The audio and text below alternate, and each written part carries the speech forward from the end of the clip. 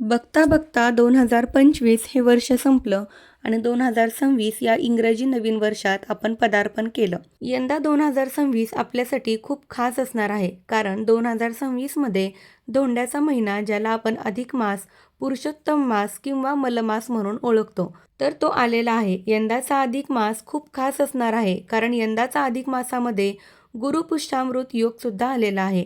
नमस्कार सर्वांना, मी शिवानी. या व्हिडिओमध्ये मी तुमच्यासोबत 2026 मध्ये धोंड्याचा महिना कोणत्या इंग्रजी महिन्यामध्ये आलेला आहे, धोंड्याच्या महिन्याची सुरुवात किती तारखेपासून होत आहे, धोंड्याचा महिना किती तारखेला संपत आहे, धोंड्याच्या महिन्यामध्ये कोणकोणत्या महत्त्वाच्या तिथी आलेल्या आहेत, ही संपूर्ण माहिती तारखेसह तुमच्यासोबत शेअर करणार आहे. त्यामुळे हा व्हिडिओ पूर्ण आणि शेवटपर्यंत नक्की बघावा. तुम्हाला ही एक गोष्ट माहिती आहे का? वर्षाला 12 महिने असतात, जानेवारी ते डिसेंबर. मग हा एक्स्ट्राचा महिना, धोंड्याचा महिना येतो कसा आणि हे कसं ठरवतात? कशावरून ठरतो हा धोंड्याचा महिना? चला तर मग जाणून घेऊया. पंचांग किंवा हिंदू कॅलेंडर सूर्य आणि चंद्र वर्षाच्या गणनेवर आधारित आहे. अधिक मास चंद्रवर्षाचा अतिरिक्त भाग आहे, जो 32 महिने 16 दिवस आणि 8 तासाचा फरकाने तयार होतो. हे अंतर भरून काढण्यासाठी किंवा सूर्य आणि चंद्रवर्ष यांच्यात संतुलन निर्माण करण्यासाठी अधिक मास लागतात. दुसरीकडे भारतीय गणना पद्धतीने सौर वर्षात 365 दिवस आणि चंद्रवर्षात 354 दिवस असतात. अशा प्रकारे एका वर्षात चंद्र आणि सौर वर्षात 11 दिवसांचा फरक असतो आणि 3 वर्षात हा फरक 33 दिवसांचा होतो. हे 33 दिवस 3 वर्षांनी अतिरिक्त महिना बनतात.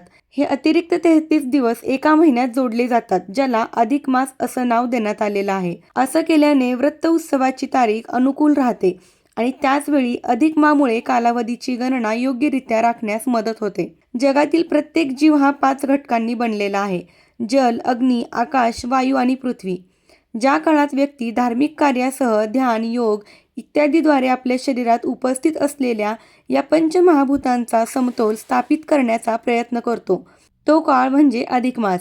म्हणूनच अधिक मासादरम्यान केलेल्या कामांनी दर 3 वर्षांनी परमशुद्धता प्राप्त केल्यानंतर व्यक्ती नवीन ऊर्जेने भरून जातो. इंग्रजी महिन्यानुसार सांगायचं झालं तर 2026 मध्ये अधिक महिना हा मे मध्ये आलेला आहे.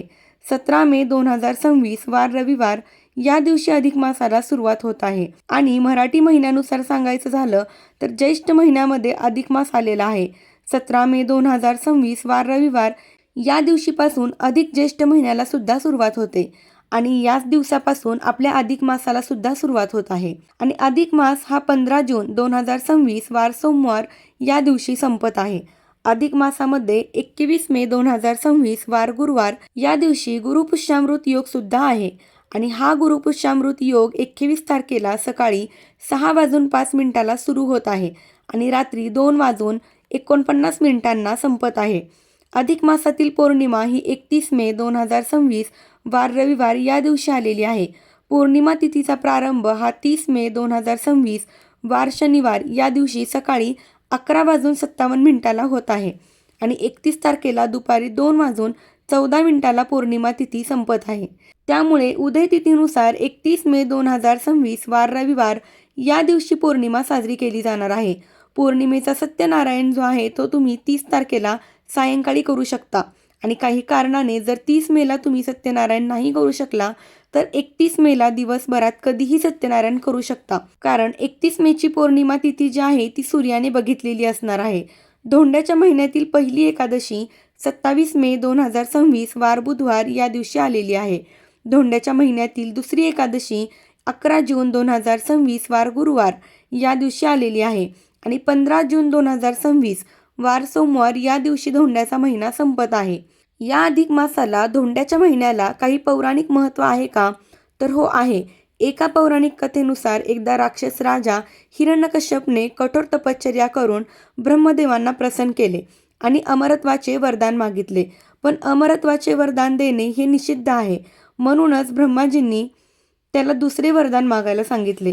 तेव्हा हिरण्यकश्यपने ब्रह्माजींना असे वरदान देण्यास सांगितले की जगातील कोणतीही पुरुष, स्त्री, प्राणी, देवता किंवा राक्षस त्याला मारू शकणार नाहीत आणि वर्षाच्या सर्व 12 महिन्यातही तो मरणार नाही.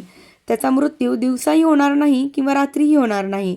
तो कोणत्याही शस्त्राने किंवा इतर कोणत्याही शास्त्राने सुद्धा मरणार नाही आणि त्याला घरात कोणी मारू शकणार नाही किंवा घराबाहेर मारले तरीही तो मरणार नाही.